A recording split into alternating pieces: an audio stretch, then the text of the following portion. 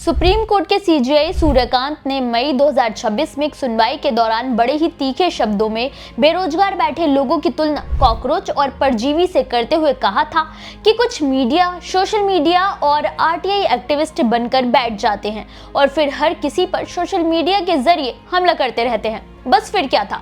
India में बैठे CJI की ये बात अमेरिका में बैठे अभिजीत दिपके को इतनी बुरी लगी कि उन्होंने इस पूरी कथा का प्रोपेगेंडा ही बदल दिया। सोशल मीडिया पर एक पेज बना दिया, कॉकरोच जनता पार्टी।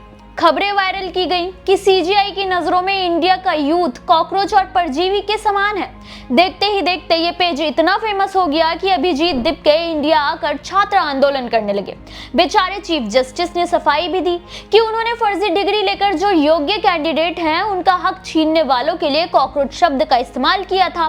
लेकिन अब तो तीर कमान से निकल चुका था और देश के युवाओं के बीच बॉम्ब बनकर फूटा था। सोचिए, एक पेज इतनी क्रांति ले आया। सोशल मीडिया की ताकत से मजाक तो नहीं हो सकता, मगर जो नाम ये चुनते हैं वो इस तरह से क्यों चुने जाते हैं और उनका क्या इम्पैक्ट होता है, इसी बात पर चर्चा करेंगे। नमस्कार, मेरा नाम है मोहिनी और आप देख रहे हैं भीमसेना। कॉकरोच जनता पार्टी के बाद अब एक नाम और ट्रेंडिंग कर रहा है, आरएचए।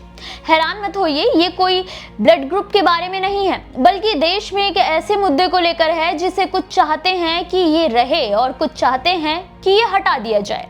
आरएचए आखिर है क्या, ये भी जान लेते हैं। आर यानी रिजर्वेशन, एच हटाओ और ए यानी आंदोलन, यानी कि रिजर्वेशन हटाओ आंदोलन।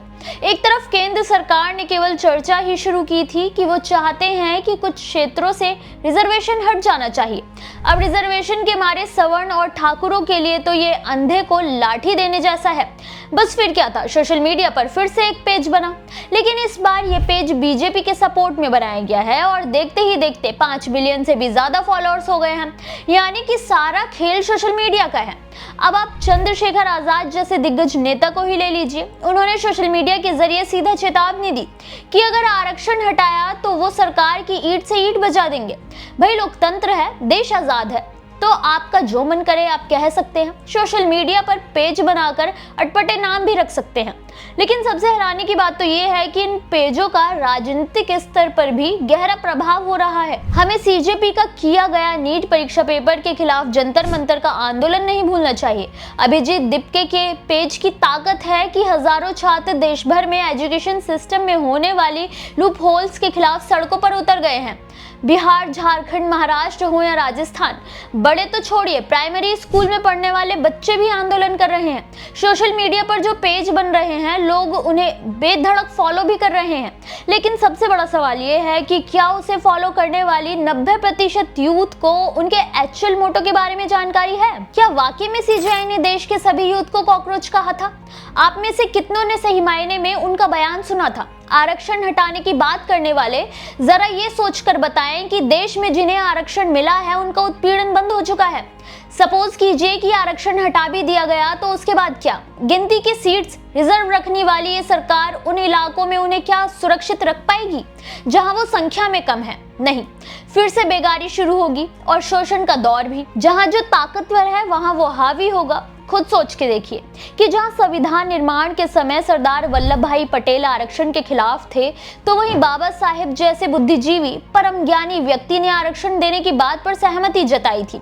भारत की सामाजिक व्यवस्था कैसी है हमें पता है, इसीलिए अगर दलितों और पिछड़ों से ये हक भी छीन लिया तो वो दौर आने में समय नहीं लगेगा जब उनका खुलेआम उत्पीड़न होगा और समाज तमाशबीन बनकर देखता रहेगा।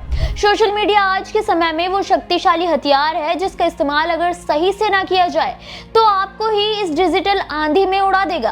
पेज क्यों बने, किस नाम से बने, वो मायने नहीं रखता, बल्कि उसके पीछे का मोटो क्या है वो मायने रखता है। अब जरूरी ये है कि कहीं सुनी बातों पर भरोसा करने के बजाय इसी सोशल मीडिया पर सच्चाई का पता लगाकर साथ दिया जाए। आज तो जेनजी का जमाना है, उन्हें भला कौन बेवकूफ बना सकता है? आपका इस पर क्या सोचना है, हमें कमेंट बॉक्स में जरूर बताएं।